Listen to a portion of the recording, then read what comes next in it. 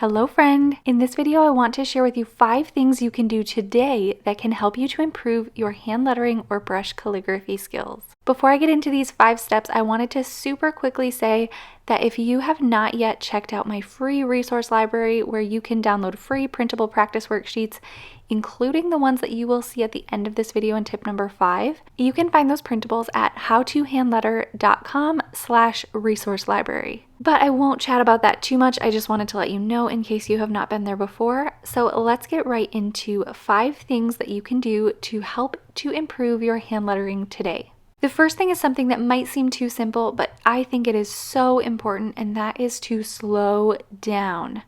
I know so many times you see hand lettering videos on Instagram or even on YouTube that have the lettering sped up, even sometimes 8 times more than the real-time video is. And it can look like it's natural, like the person is actually lettering that quickly, but most often I think these videos are sped up and the person is actually lettering quite a bit more slowly than it appears. Here you can see that the hand lettering that I did with a brown brush pen is in real time and the pink one is sped up a bit. And this is not just a beginner tip. Even if you feel like you can hand letter quickly, it doesn't necessarily mean that it will help you to produce your very best hand lettering. By slowing down your hand lettering, you can focus on each individual stroke and make your shapes and letters very intentionally. I technically can letter pretty quickly and it's not really all that bad. But what happens is my sizing sometimes starts to get a little off track. My letters might get a little bit bigger. My lettering can start to go at a slant, or my transitions from thick to thin strokes can just look a little bit more sloppy. But when I slow down, and I mean slow down to what feels painfully slow, my lettering is usually much more steady and usually looks quite a bit more improved than when I am trying to rush through hand lettering. The second thing that you can do today to improve your hand lettering is to practice letter formation. And I don't just mean practice your alphabet. When you practice a brush style alphabet like the one shown here with my Pentel Touch, or the one that's the top line, you are not only practicing letter formation, but you are also practicing thick and thin strokes. Now there's nothing wrong with doing it that way, but sometimes we just don't have the time to grab a brush pen or to sit down with a set of worksheets, but we can still practice letter formation in our little pockets of time that we might have.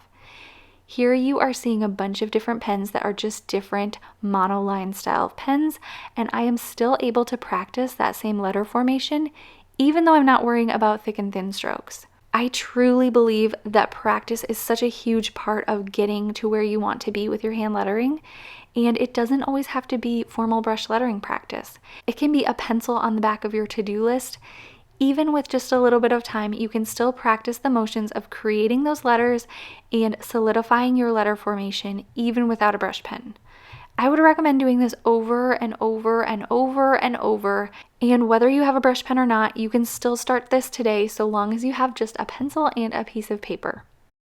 The third thing that you can do today is to lift that pen. It may seem like these first few letters that I wrote in the dark pink are just letters, but in reality they are individual strokes combined to create this cursive brush calligraphy style of lettering. Here I am showing you hand lettering using 2 different colors so you can have that visual of seeing where I am lifting up my brush pen. And if you aren't lifting up your brush pen often when you are doing brush lettering, that's completely understandable. If you were taught cursive in school, you were likely taught it so that you could write more quickly and efficiently. When you write in cursive, you don't necessarily lift up your brush pen all the time, but in hand lettering, as you can see, I lift up my brush pen after nearly every single stroke. Whether you lift your pen after every stroke or not, I would recommend at least trying this practice where you use 2 different colors and switch colors in between strokes.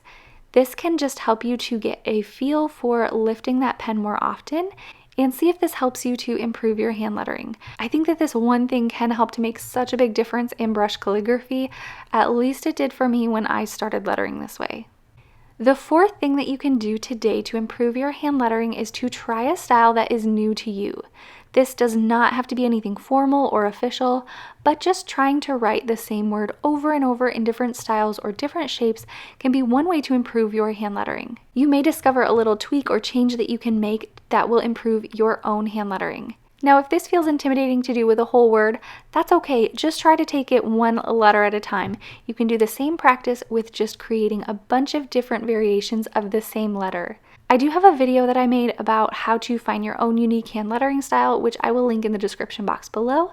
But this is one of the things that I think can be really helpful when it comes to creating your own unique hand lettering style. And the fifth thing that you can do today to help improve your hand lettering is to work on the shapes of your ovals. Ovals can be so tricky. Lots of you do not like drawing ovals, and I completely understand. I actually did an entire video on how to draw ovals a little bit more easily, and I shared a trick that I use when I create my own ovals in hand lettering, so I will link that one in the description box below as well. But by starting at the side instead of the top of your oval, I think can really help you to create a more clean looking oval. And this is important because the oval is the base of a lot of our letters in brush calligraphy. And a lot of those letters are letters that we use really often, like O and A. So I think that creating a really nice looking oval can really improve your brush calligraphy style if that is something that you were maybe struggling with before. Like I said, I did make a video on this, so I won't repeat the whole thing, but I will link it below in case you want to learn more about drawing nicely shaped ovals. And I also did create a free printable worksheet for you to trace your own ovals and to get some different variations of those, and I have that in my free resource library on my website. So again, if you have not been there, it is just howtohandletter.com/resource library. I hope these tips were helpful for you. Let me know if you have any questions in the comments below. Thank you so much for watching, and I will see you in my next one.